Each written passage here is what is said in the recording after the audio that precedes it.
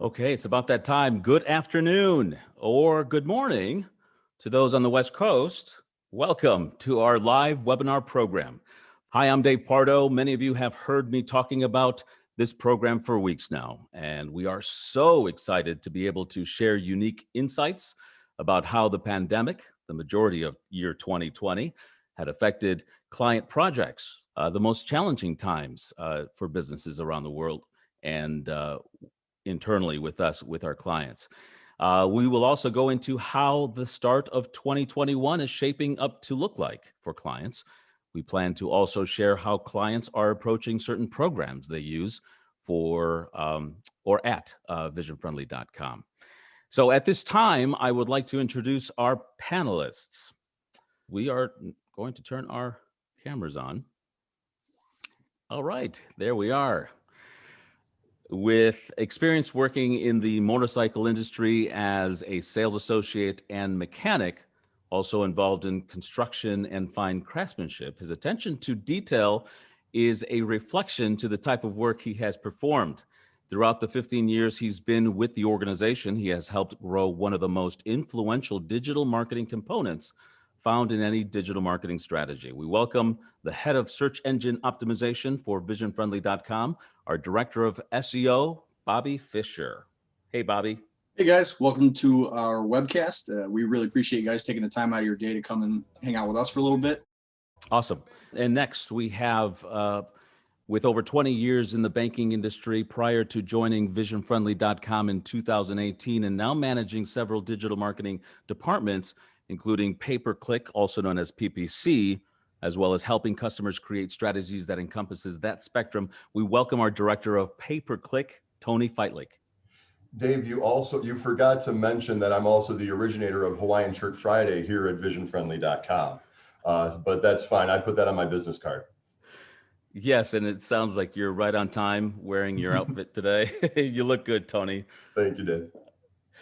And then, of course, yours truly, I'm proud to bring forth an extensive digital and promotional marketing track record, having represented a variety of industries like radio broadcasting, print, and promotional advertising, warehousing and logistics, and real estate in various marketing capacities. Currently, I am the VisionFriendly.com's social media manager. My name is Dave Pardo. So, hey guys, welcome everybody. Thanks so much for joining us. Before we begin, I'd like to remind everyone that questions can be directed to our panelists today. They could be submitted using the Q&A feature found on the site menu. You may submit them at any time during the broadcast. We will then do our best to answer your questions during the Q&A portion later in the program. Okay, let's begin. Okay, did not show this slide. I apologize for that. Should have showed it during the intros, but here they are. Okay, let's begin in roundtable format. Let's do a couple of things, guys. Let's share two things. Let's give the audience a quick elevator speech explaining what we do within our specific departments for our clients. And then also, tell us your experiences that you've encountered with client projects, client communications when the pandemic broke at the height of the national shutdown in 2020. Bobby, if you wouldn't mind, start us off.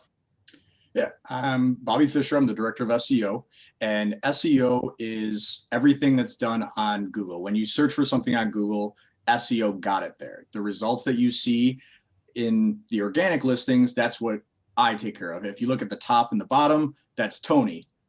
Spoiler, it says ad next to it, so it's paid. With my department, we go through the site once it's done, and we'll optimize to make sure that your site is up to Google standards for ranking. There's a laundry list of over 200 things that Google will look at to kind of prioritize who's in the best shape and who should be ranked best. Everything is going to come down to content, what you're presenting to your end user, and how you organize your site, architecture, even things that go back to imagery and load time. There's a lot of things that we take into account to make your site improve on Google's rankings, as well as perform optimally for your end user. So SEO is not just search engine, but also site performance optimization. We take care of all that within just the SEO department. And then for the pandemic, with everybody, I mean, it was a year ago now that the government said we should do a shutdown. Everyone kind of held their breath, and marketing kind of went wild. Everyone kind of took a step back and said, hey, I don't have customers coming in. I had to shut my doors. What kind of marketing should I be doing? Once the safety precautions and kind of regulations went into place and they were reopening, everyone kind of had a good idea. Everyone is at home. Everyone is going to be looking online. And there was a huge surge of returning customers and people turning things back on and saying, now I can go safely to a customer's home or to a customer's site, and I can do my work. With budget SEO to digital marketing service from 2020 to 2021, it's increased several times. Everyone knows that online is the way to go. So going into 2021, everything has escalated, and we'll go through that a little bit more later. So. Awesome. Tony, give us a little bit about what you do for Vision Friendly, and then how has the pandemic been for you? Well, PPC, as Bobby very succinctly put, are those wonderful paid ads that you see the top and bottom of the search result pages. Basically, what I do is I like to say that I pair human intelligence with machine learning to drive better results for our customers. And so basically, we will use a lot of the data that we pull from the website, from the Google ads, from the different places where we can find it, to try to optimize to make sure that we make results for the customer. Because I always tell people, you are paying for this website traffic, so it better be making you money, because if not, there's a disconnect there, right? As far as the pandemic goes, Bobby is right in saying that a lot of people did slow down, but that's actually the beauty of PPC. When you pause SEO, there can be adverse impact on your ranking. PPC, it's a light switch. You can turn it on, you can turn it off. I have many seasonal customers that use Google Ads PPC to generate traffic for times that are most important for their business. So some customers just chose to pause for a little bit, take a breath, reassess how they're using their budget to make sure that they're maximizing their dollars. I had others that stayed the course because, again, they knew that online was going to be the way to go. They actually enjoyed a lower cost per click in 2020 compared to 2019 for many of them, because there wasn't as much competition out there. And that competition is a big part of what drives up the cost of PPC. So they were able to enjoy some of that. Dave, for social media, I know that you just started with us at the beginning of the pandemic. So you've got to have some amazingly interesting insights as far as how this affected you. Yeah, I'll first kind of explain what I do for clients, and then go into that. So I run social media marketing, managing social media accounts for clients.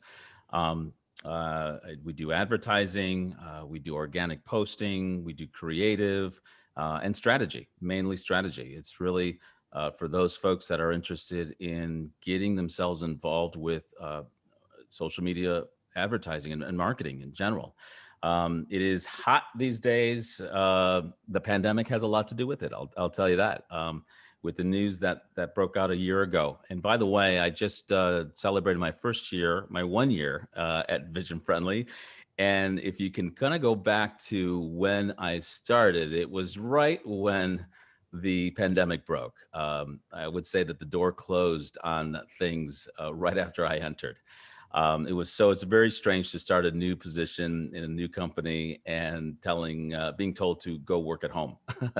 But going into the actual type of work, I'll tell you, we did have a handful of clients that were utilizing our services. And it was during that time when, well, the future was unforeseen. And I would say that we were all kind of really worried about what the pandemic meant, what it meant for business in general.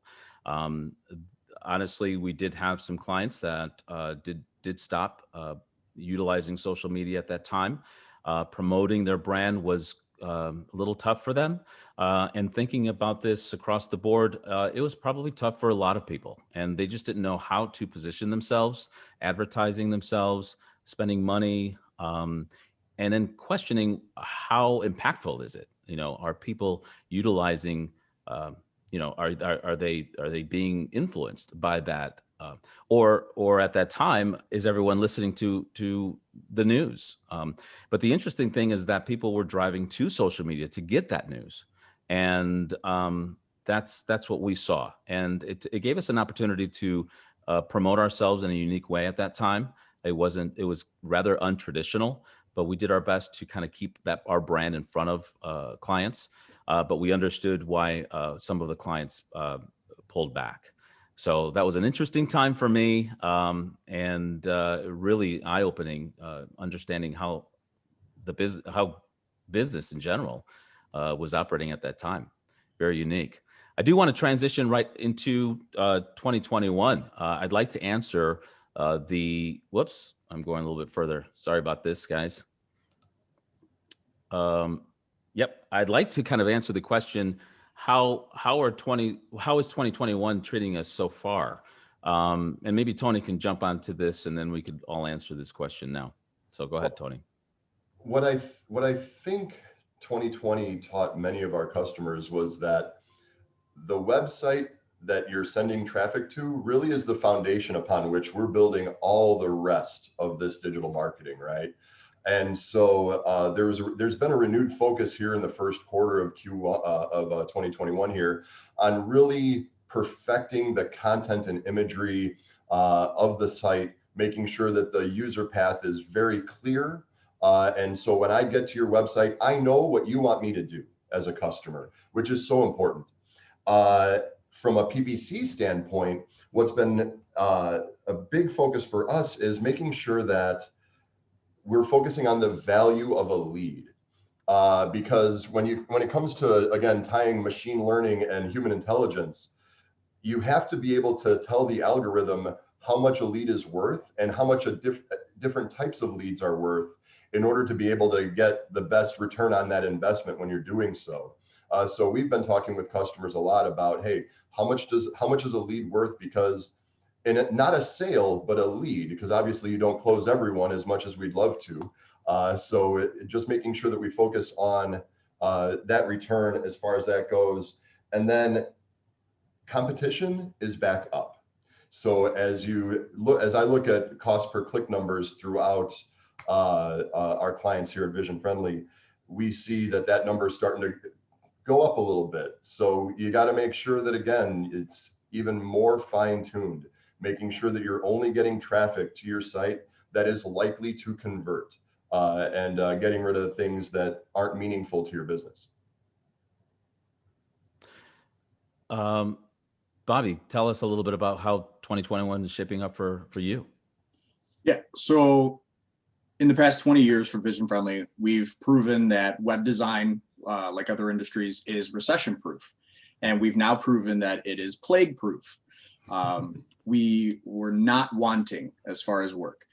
Going in to the existing clientele, we had people coming out of the woodwork, as we all said, making changes to their site, representing their COVID-19 response, what they're doing to protect their customers. And that's still ongoing. People still update that, and they give the most recent information, adjusted hours, things like that. And we offered those changes free in a lot of cases because it was essential for businesses to operate. And we weren't going to take away from that. That's a simple change. Going into 2021, budgets are up. Everyone's online. There are still people, we still have remote working. People are still at home. Some businesses haven't gotten to the tier where they're able to open yet, to fully operate in any capacity. Those businesses, now is the time that they're coming in and saying, hey, I want to update my website. I want to change how we offer things. And we're seeing a big difference between prior years. I've been doing this over a decade to the start of 2021. Every calendar year, you're going to see new budgets come in from your marketing, contact, and they're going to say, hey, I have so many dollars to work with this year. My clients that I've been with for 5 to 10 years, those ones are coming back and saying, hey, we have triple this year because everything is going into digital. So we're refining what we're doing to make it more robust and to make it perform, but also not waste dollars doing unnecessary work. We're going through, and you're going to hear this a lot today, the 2021 is going to be big for SEO, especially with the Google user experience update. And we'll get into detail about that. But that is basically Google saying, hey, everyone's online. We have to make sure that they have the best experience possible. And they've given criteria that we're trying to keep up with to make sites as user-friendly as possible. And how is the end user having a good experience? Are they engaging with your site? Is your site entertaining?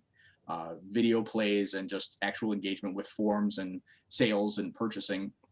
Those are all the things that we're going through. And I don't know if the existing clients here have seen our emails we've been sending out saying, hey, we can do an evaluation. Those have come from Tony and Eric to say, this is what your site's going to need for that update. That update will be fully rolled out in May. But that's pretty much the majority of my recommendations this year is get set for that update, because come May, Google's going to, I call it shuffling the deck. Google's going to change how things are ranked and how you're going to place based on a different set of criteria than ever before. So we're trying to get ahead of the ball. Right now, we're doing well. Most of our active SEO clients are up to standard with minor changes for speed and maybe a little bit of security changes. But yeah, 2021 is shaping up to be very, very busy, but proactive is the key. Getting ahead of things is, everyone's trying to do. And so far we've had, almost no hangups where people are dropping off because Google is doing a slow rollout for that update. And that's already in existence. And Dave, before you go, I do need to correct Bobby on one thing. As much time as I do spend in the office, I'm not actually working from home today. I didn't brand my living room with the VF, with the Vision Friendly logo on my mantle. So I said some. I'm glad Bobby mentioned the Google user experience update. We definitely are going to go into a little bit in depth there. It's so important. We don't want to forget to talk about it. So we're definitely going to touch that today. So that's worth waiting for. To answer the question about how 2021 is going on for social media, as I mentioned before, 2020 was pretty quiet. People were holding off. As soon as we moved into 2021, we saw many more clients wanting to do social media. I think it was a turn. It was a time where maybe things are settling. People are trying to get back into regular life, if you will. And it was a good time for people to start getting back into the swing of things. We definitely have seen budgets. Probably the start of the year has caused, budgets to open up. But definitely we have seen some clients that are interested in doing a lot of advertising. And that's something that I promote heavily is continuous advertising. I think that's so important. And I'm glad that there are clients that are wanting to do that. Social management is a key component to stay on front of clients, but I definitely have seen more advertising campaigns coming out, and that's something that we are truly exploring and trying to utilize the tools that we have on hand for that. So I'm glad to see that there's a lot of clients that are interested in advertising and in creative advertising too. So let's transition to the next topic, guys. Let's take a closer look into identifying the science behind digital marketing. Bobby, maybe you can start us off with what the unique pieces of SEO and how the science really creates successful marketing programs. Sure. With SEO, I mean, we do have it down to a science, and people ask, it's kind of amalgamous thing. No one can really get a grasp on it. We kind of have been doing it over a decade, and we've had a lot of clients come in the door with really, really dark sob stories that they've been burned and people just took their money and walked with it. They never knew what they were getting. They didn't get itemized details as to what was included. We got rid of all of that. We convey as openly in an educational fashion to our clients to say, this is what you're going to get on a monthly basis. This is what you get right out of the gate. When I do a setup to make sure that your site's done well, And we do it in a tiered fashion because there is such thing as over optimization. You can overdo it, absolutely. So we pair websites, businesses, industries with an appropriate package.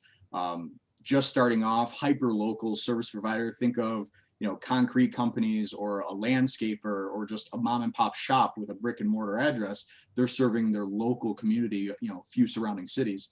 That's a lower tier than a national conglomerate who ships coast to coast, has multiple locations all over. That's a higher tier. It's just a broader reach. The basis of all of our packages is how aggressive do you want to be, and that's what we tell people in a local setting and a national setting. International, we've touched on, but not in a mass fashion. Our bread and butter is local, and we have people from senior living communities where we have 60 different communities all over the country down to a single location, and we can optimize for both equally effectively.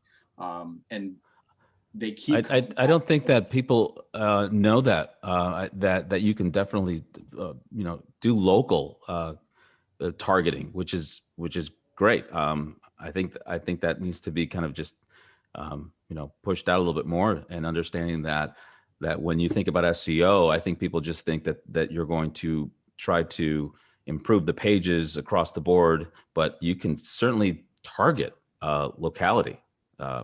That's awesome that you mentioned that. Just want to kind of stress that. Our sales team is real good about onboarding and kind of getting a feel for what the client's really going to need. And then they'll bring us in as far as a technical consult to say, hey, this is what I think would be appropriate based on your goals. One of the first things Tony, me, and Dave do when we meet with you initially on a consult is to say, what do you want to see? What is your ROI? Because it could be different things. It could be a sale on an e-commerce website. It could be a phone call to do, a quote for something. We don't know that coming out. You're the best one to talk to. You know your business better than we do. What does a goal mean for you? And that's the biggest question that almost nobody asks is, what do you want to get out of this? And we can say yes or no. I can say, I can't do that for you. That's not a guarantee. Or absolutely, I can attain that within 6 months. It's not a big deal. The science, there's a lot of things you could be doing on your own. Having an active social thing, a social profile, being active, having ads circulating on a regular basis, or adding content in my case. But that's what we're here for to do. We can take care of all that for you with your blessing and a little bit of input from you. So, yeah. Yeah, Tony, tell us a little bit about SEO. PPC, and what how the science works within that, and how you manage those projects.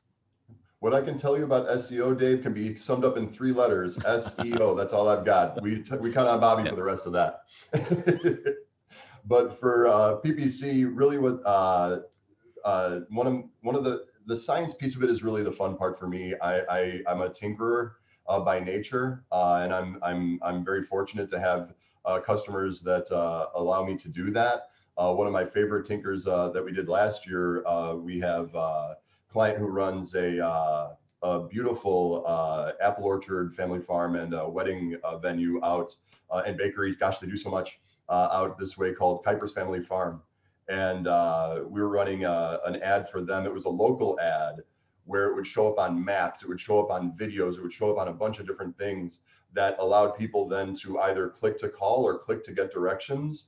And we were able to bring over a bunch of different traffic over to the event that we were trying to promote there, which was really, really great. And the beauty of that was the cost of that click was much lower because it's a newer thing that Google was doing. So that was a lot of fun. Another one for me is really about segmentation, and that's such a buzzword, and I hate using it, to be honest. But really the power of segmentation is telling Google what to do with your budget. The best example of that is I have a customer who sells car wraps for individual cars, but also they wrap full semi-trailer fleets. And I don't think it's going to surprise anyone to know that a trailer fleet lead is going to be worth much more than selling someone a single car wrap for their new Mustang. And so when you pull all that together into one spot, without boring you, Google will actually take the path of least resistance to a conversion. So it knows that it can get more conversions out of that car app because it's just an easier thing to sell than that big fleet program.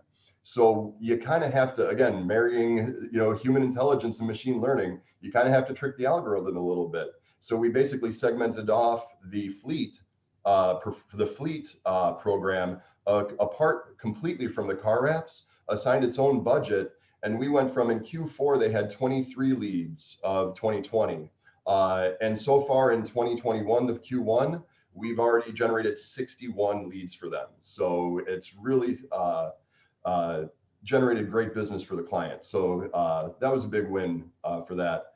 Although if there's any industry, Dave, that's more data driven than PPC, it's probably social media. So tell us a little about the science that you use in your campaigns. Definitely. Hang on one sec, Dave. You actually have, let's jump into a question before you do that. We have a question from Joseph. Is that a gun collection behind Dave? Can you explain that for safety reasons? Gun collection? I'm not sure what they're referring to. What is your collection behind you? It is old cameras and telephones. I love the nostalgic technology. There you go, Joseph. So no guns, no firearms here. I'm afraid of those things. Anyway, going back to your question, so social media definitely is data driven. We constantly are looking at the insights, the how programs are performing constantly. And it could be from post to post to post, and these are organic, understanding how social posts react or how they perform based on the content, how it's written, the presentation. So you look at everything and kind of identify what is actually getting the best results. And you learn from the analytics. You learn from the data that is constantly giving us all the time. When it comes to advertising, again, we have to look to see what is performing. And there's different objectives that you can choose when it comes to advertising.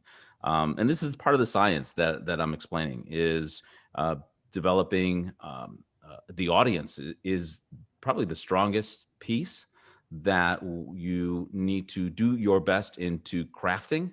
And if I could just quickly explain how audiences are built and where the data comes from, it's the everyday usage of Facebook. Our activity on social media is always gathering data for advertisers. What I do on social media is just creating data for the use of advertisers, what you do and everyone does, and we all fall into different buckets, and we all have our interests, and because we behave differently on social media, and one day someone is going to run an ad and it's going to give it present it to you or to me, and it's geared to my likings, my behavior. So that's how it all works, summing it up quickly. And that's the science. And when we're building audiences for our own advertising campaigns, we have to shape it and try to be strategic at the same time. One example is real estate, where I have a lot of experience. When we were crafting audiences in real estate, you could go just so far in developing audiences that were looking for a new home or soon to be married. There was one thing that we would hone on and really learn from is parents that were expecting, or individuals that were searching for baby clothing or baby products.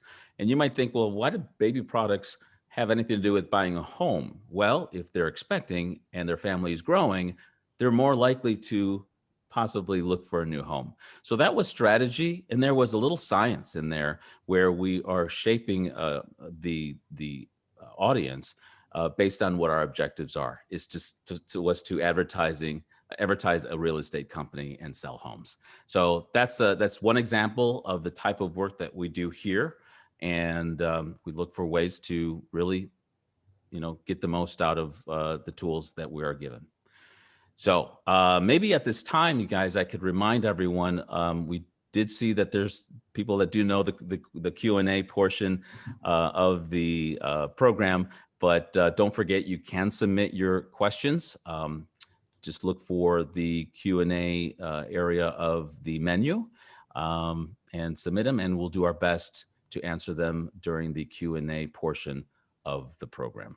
And here's my reminder slide that I've just mentioned. So let's move on. Okay, now we talked about Google's user experience update, which is really important. We don't want to forget to talk about this. And Bobby, you're going to take this away, but I really want to ask you to dive deeper into the Google user experience update and tell us how it may affect clients and their existing digital marketing programs. And don't forget, tell us why it's important for the basic client and everyone who has a company website. Okay. Yeah, all of Google's updates, they're based off of algorithms, and those algorithms control how you are placed in a search result. So when you Google something, the first page of result, that's the first 10 spots. That's prime real estate. That's where everyone wants to be. What these algorithm updates, just like ones in the past you may have heard of, Pigeon or Panda, all of these change how they will rank you.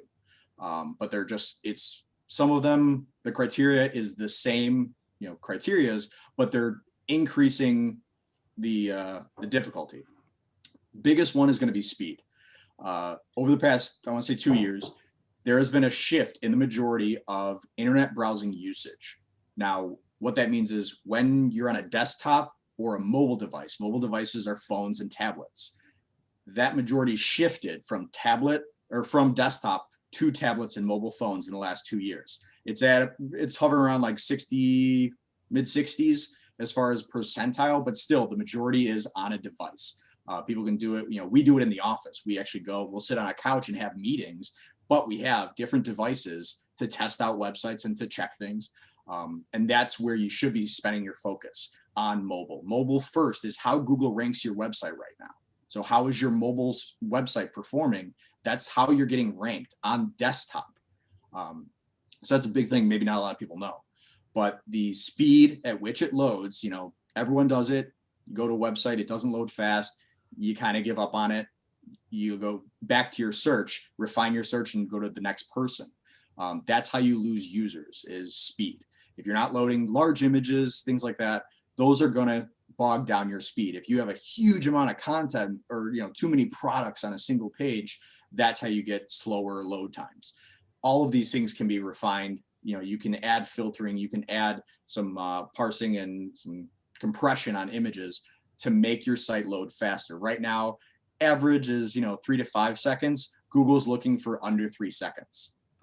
It's attainable. It absolutely is. And we've done it for many, many customers. It's just a matter of engaging with us and saying, hey, I want to be compliant. What can I do? What do I need to do? There might be some sacrifices as far as a giant homepage image or a video.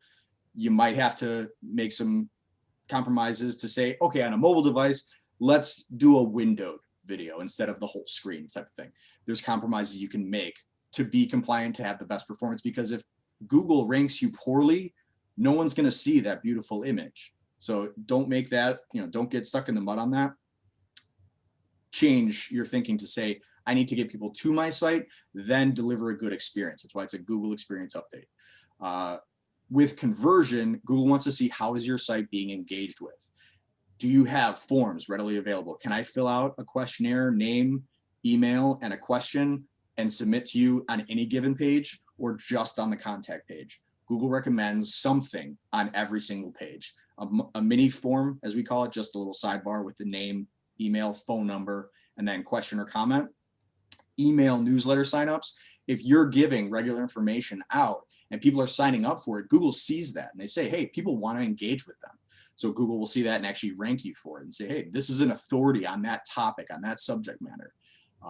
And then interactivity, if you're linking out and people are linking to you, Google looks at that, as well as social. So they look at your social profile. Do you lead people from Facebook, from LinkedIn, from Instagram back to your website with interesting articles or cool photos and videos?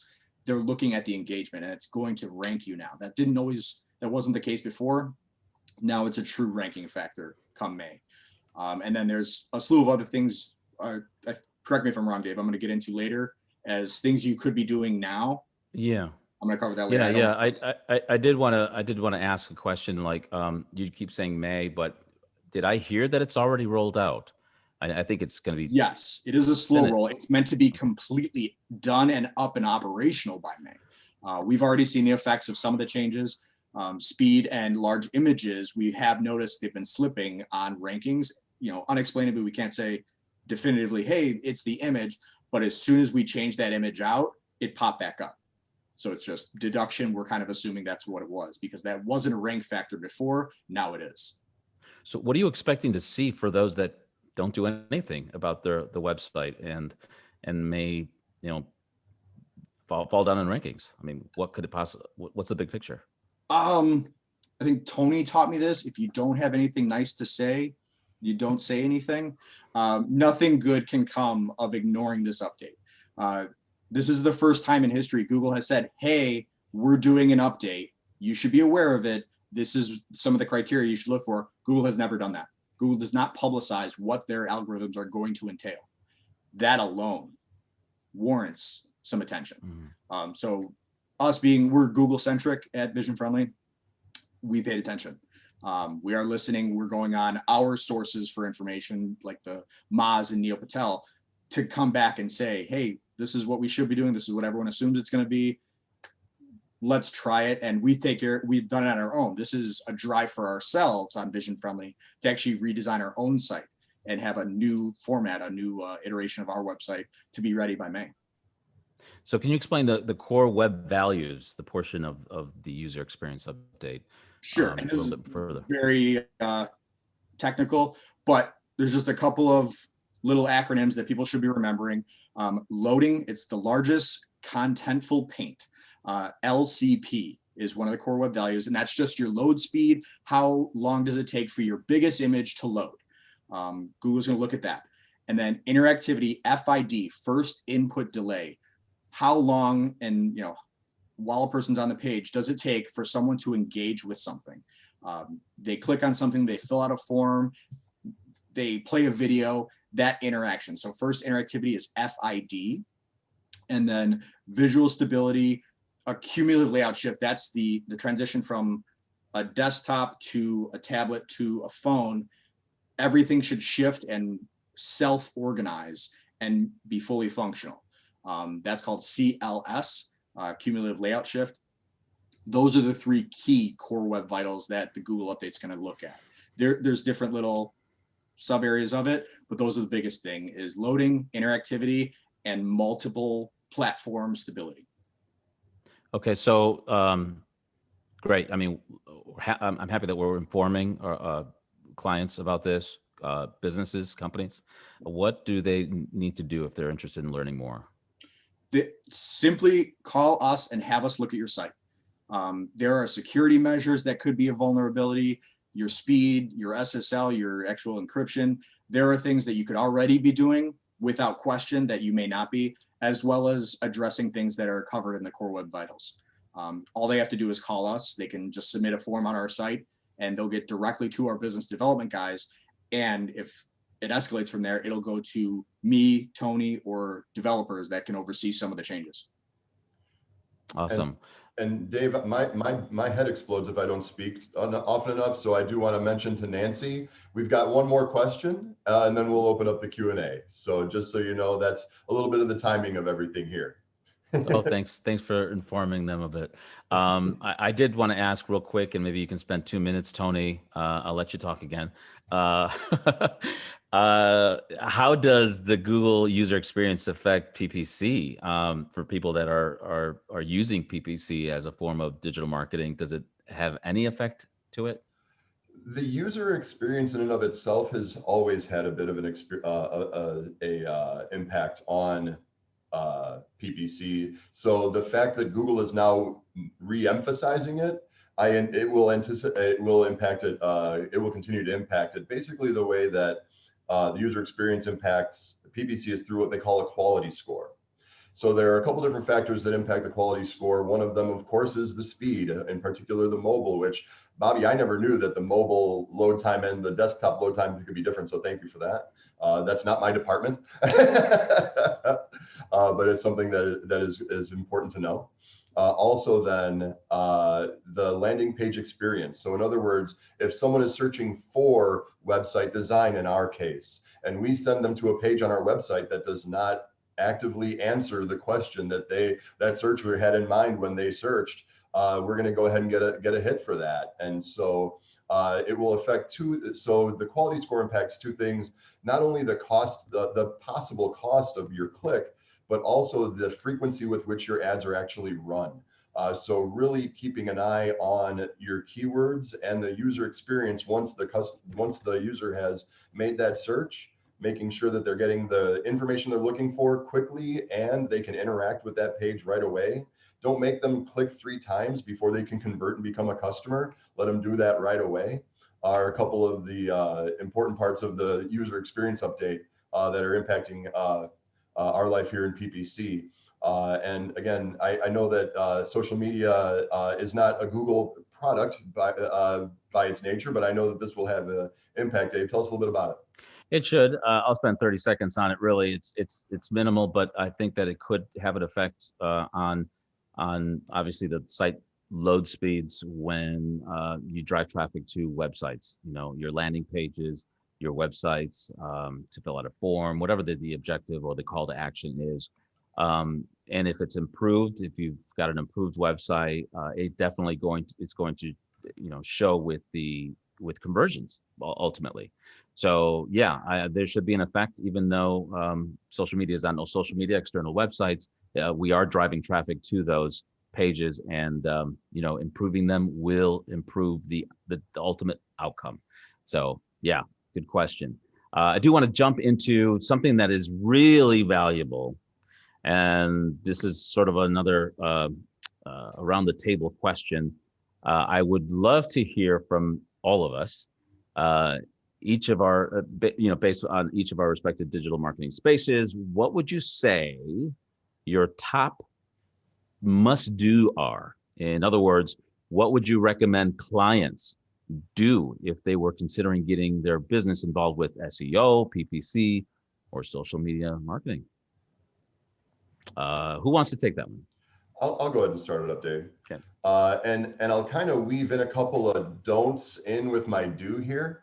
So basically, have in mind what you want your user to do when they get to your website, and what content you want them to see. So please, if you're paying for this traffic, do not send them, if at all possible, to your homepage, because I just searched Google to get to your page, and now I have to search your website to find my answer again. It's not a good experience for the user. It impacts your conversions. And speaking of conversions, know what you're trying to track. Google tries to get you to optimize for every conversion that you list in your conversion list. Some of those conversions don't make you money. They are important to track. It's important to have that data, but you don't want Google's algorithm trying to keep your user on your website for 3 minutes. You want them getting to the contact form and contacting you. So those are a couple of the must-dos from a pleading standpoint. Please, if you're doing this on your own, please make sure you're doing those 2 things. Awesome. Bobby, SEO. Okay. We're at about 45 minutes in, so I'll be brief because we want to get to the Q&A and I want plenty of time to answer everybody's questions. Sure. SEO interacts with a lot of things, from the start of a prototype design up until launch and after. The majority of SEO is after a site launch. But there are things you can be doing that you already can implement that you should have just as a standard. And we do recommend these for all of our clients coming on. And SSL, that tells Google automatically, if somebody types something into your site, not just a credit card, it used to be a credit card. Now it's anything, any personal information, that it's encrypted and that it's safe. So in SSL, it's easy. You pay for it, you turn it on, and your site is encrypted. There's actually browser blocking with like parental controls that'll say, whoa, this site is not safe. Do you want to continue? I mean, there's actual limits on non-SSL sites. That's a deterrent. If you're paranoid, you will not say, go ahead, I know who this is, and click through. So that's just an easy fix. I have mentioned mobile first. Take a look at your mobile site, see how that's performing. Are you happy with it? You might need a website update, but mobile is the #1 way that Google's ranking right now. So make sure your mobile site's up to snuff. Site speed, 3 seconds or better is the goal. There are tools that you can use to check that yourself. There's Chrome plugins that you could look at to check site speed, or give us a call. We can check and we can look at your heaviest pages and see what those are and talk to you about some options. Content, the biggest thing for SEO benefit is content. How often do you update your site? Google looks at your site on a timeline basis. They say, how much effort are you putting forth? You haven't touched your site in 8 months. Okay, why should we rank you when there's another guy that updates it every day? Blogs and social media and ads coming in, those all communicate with Google to say, hey, they're actively engaging. Let's rank them higher. Content minimums, Google says 300 words on a page is the bare minimum you should look at. We recommend 500. Next to nobody is doing that. So if we engage with that, that's what we kind of look for in our SEO content development is 500 or more, depending on the hours that we have to work with. But if you can get to that 500 mark, you're going to be ahead of a lot of people, because that's a hard thing to do. You're talking 5 full paragraphs. Not a lot of business owners have time to write that, but we can write it for you. So keep that in mind. And then lack of interstitial pop-ups. When people enter your site, something pops up, says, hey, sign up for an email, get 10% off. Those are fine. Every single page, any person can attest, that gets annoying. But what those act like to Google can't fill out an email and click no. Google can't click an X and close that out. That's a stop wall for Google.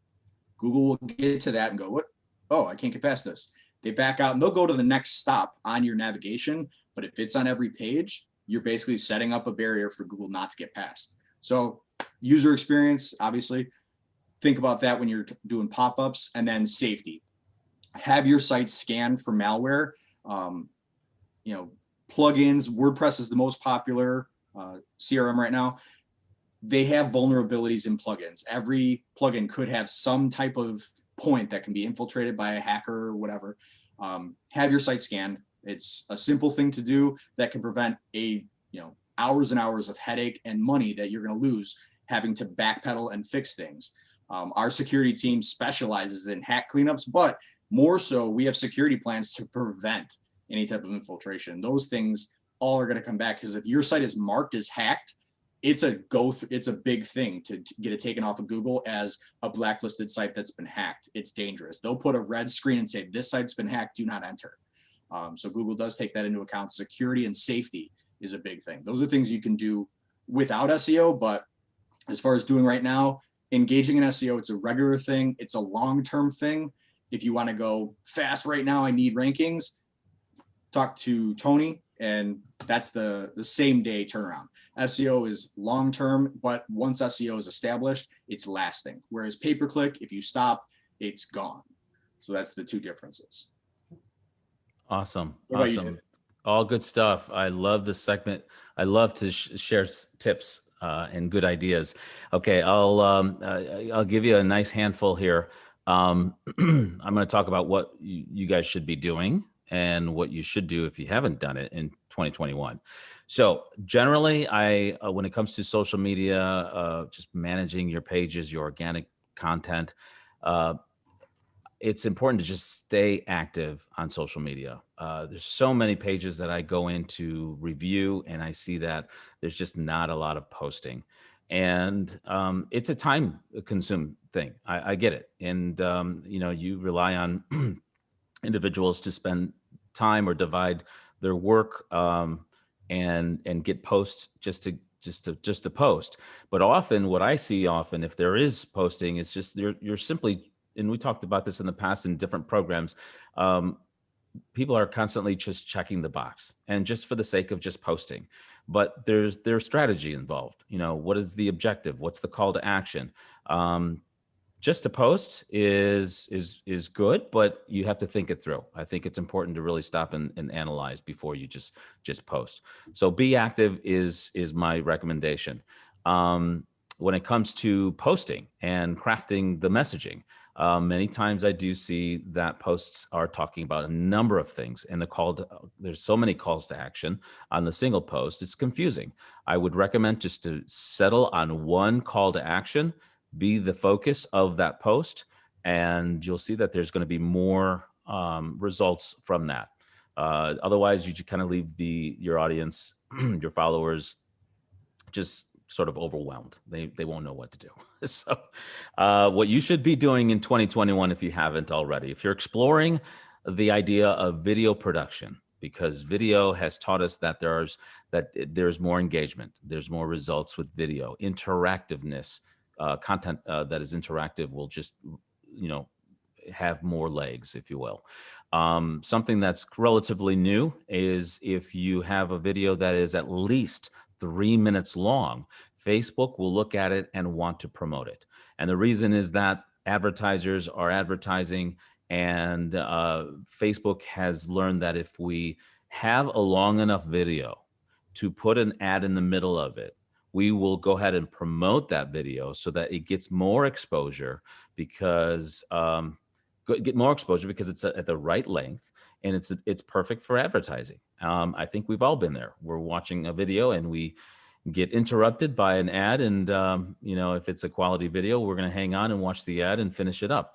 But if you look at closely, you will see that it's at least 3 minutes long. It could be more, which is fine, but just keep that in mind. You have more opportunity for exposure if you have it at least 3 minutes now. The other tip that I would like to share with you is don't be afraid to spend money.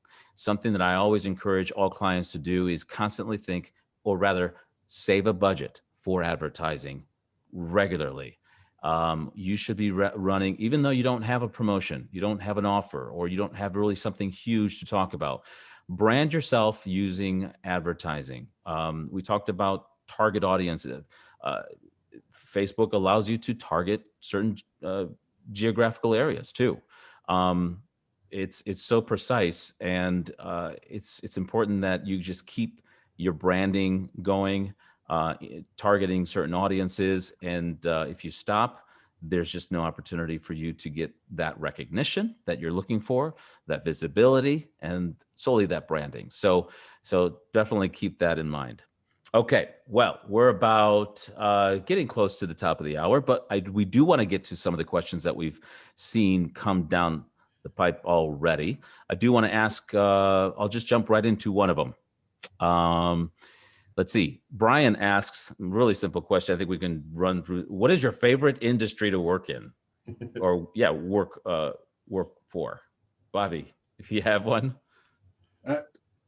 Some of our clients are on this call, so I don't have favorites. No, I love industrial manufacturing. That's a personal interest of mine. I'm a tinkerer. I like making things with my hands, and I love to see those processes. So as part of my job, I get to learn about these industries. Reading and researching, I get to see some of the functions. That's one of my personal favorites. Some of the more kind of rewarding ones is the small businesses that are just starting out, being able to see them and hear their reactions when they're a brand new site just starting out and they're finding themselves on Google for some of their services and some of their products. Those are the most rewarding, is the new startups. But other than that, yeah, I love the mechanical stuff. Tony, you got one? Well, other than, our Chicago sports teams, which we obviously invite to do their marketing here with VisionFriendly.com, that would be a thrill. But I would tell you, rather than industry, what I really like is having customers who don't mind. Bobby says tinkering, and I love to say it that way, testing, and really the beauty and science of marketing is being able to test, understand the data, and then retest and enjoy those results. Although if I were saying a favorite industry, I've got a customer that's a veterinary clinic, And we have a lot of fun because they have the cutest pictures of dogs and cats. And so I'll go ahead and play to the crowd a little bit. I'll tell you that I do enjoy the occasional dog and cat pictures coming across my desk. That's why those that content on social media does the best. I don't know if you know that dog and cat pictures are followed by so many. Yep. My answer to that is anything that is creatively positioned, if you will, and it comes down to understanding what the product or service is and putting a creative spin on it. And I love to in really dive deep into the business, understanding the business goals, and I mean, not everything is sexy, but there's some sexiness that you can pull out of just about any product or service if you stick to it and be creative enough. So yeah, here's another question. This is kind of a broad one, but we can zone in on what we think of this. Mike is asking, how do you measure the success of a digital marketing campaign? Okay. Actually, I'll jump in on this one, Dave, only because it talks about all of us a little bit, right? And the email and the rest of it too. Understanding your goal going in is so important. And because each of our channels that we do have a different strength in different markets and different audiences. And so understanding where we're at in the sales funnel, or where we're at with the customer journey is so important to be able to do to grab that. So for me, for PPC, you're paying for that content, you better be getting money back. So for me, you measure it with dollars and cents and nothing else. But I know that this is a little bit more intricate question when it comes to SEO and to social media. So Dave, how do you help customers measure that success and understand what the goal of the actual campaign is? Well, the beauty of working with clients is being able to give them data that programs report. Every month we have a report that we pull together, and it does include some of your data too, if they're utilizing PPC as well. But we really focus on what how things are performing, and we have data to show it. And I'm constantly measured by data, and that's the success of something and the progress and watching something improve down month after month is rewarding to me, and that's how I'm measured internally as well as to clients. So that's something that I focus all the time, and it's part of how I measure my success. So let's see, I'll throw another one out. Julie is asking, other than SEO, PPC, or social media, what other ways can businesses reach customers? Tony or Bobby or Tony? Bobby, I know that SEO is something, is such a long-term thing that we've done for customers for so long, and we have so many customers that do it. Another digital marketing platform that I find is very useful for customers that is kind of an older science as well as email marketing.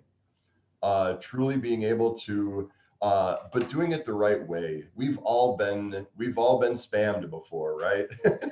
But if you get real good content being king, Bobby, gosh, I feel like I'm parroting you all day. But getting real good informative content in front of your customers and prospects on a regular basis so that they start looking forward to it. Some of my favorite, what you would consider spam emails now start out at spam. Now I look forward to them because I get great information from them. And so it's not all about the sale. You do need to sprinkle some of that in. We are a for-profit industry, right? But being able to make it mostly about what you can do for the customer is so impactful. Well, we're hitting 1 hour now, but I want to just ask one more question. I think we have time for just one more, and I don't want to leave you out, Bobby. maybe you can answer this one. What resources might you have to get new information, to stay on top of the latest in the industry? As far as SEO, me and Tony overlap a lot. To learn what Google's doing, Google has their own blog, Google Webmaster Blog. That's the number one source you should go to when you want to learn about this. And then there are a few leading experts besides myself that you can reach out to. Neil Patel, he has a YouTube channel with short little, very, very informative, 5 to 10 minute videos on things you could be doing in the SEO industry for your site, for yourself, anybody. And then Matt Cutts was one of the lead algorithm Google programmers. And he's very public and very personable as far as what you should be doing and what you should not be doing. Kind of taking the road less traveled is not always the best. People experiment all the time because these things are ever evolving, and sometimes it burns. But yeah, Neil Patel and Matt Cutts are my two go-tos. Moz, M-O-Z, is kind of the leader in the industry for programs and plugins, and they have actually some applications that you could use. What's the SEM Rush, Tony? Yep, we've got SEM Rush and Search Engine Journal are another couple of really great ones that we can get some marketing tips from, and a little bit of insider insight, or a couple other resources that we use from time to time. Yeah, and then to backpedal the one question real quick, another avenue besides SEO, pay-per-click, and social, video. If you can go on YouTube, they're easily shareable. And if you make a likable, watchable video, you could have a very big following with video marketing. Awesome. Wow. I have officially renamed this program to the Ultimate Consultation. So many good ideas, tips. Thank you so much for your feedback, your insights, guys. I'll thank myself too. But unfortunately, we are out of time now. We'd like to thank everyone who joined us on today's program. For those who had submitted questions and we may not have gotten around to it, we do want to ask you, you can certainly submit those questions to questions@VisionFriendly.com. We'll be happy to answer anything that you might have on your mind. And also for those that might have ideas for future topics, for future webinar programs, you're welcome to email us at webinars@visionfriendly.com. And lastly, to stay in touch with us, here you go, for the latest about our services and how we can drive better results for your business, join our email list at our website, VisionFriendly.com. Or follow us on social media at our accounts on Facebook, Instagram, and LinkedIn by searching at VisionFriendly and some VisionFriendly.com. On behalf of our panelists, Director of SEO, Bobby Fisher, and Director of PPC, Tony Feitlich, and myself, Dave Pardo, Social Media Manager, we thank you for joining us today. We welcome you to connect with us via our LinkedIn profiles. Here's that slide, so you can take a look at that. This concludes today's VisionFriendly.com Friendly Marketing Tip Live Webinar Program, 2020 versus 2021, a VisionFriendly.com perspective. Thanks, guys. Have a great day. Thanks, Dave. Thank you, guys. Thank you, all the attendees. Have a great weekend.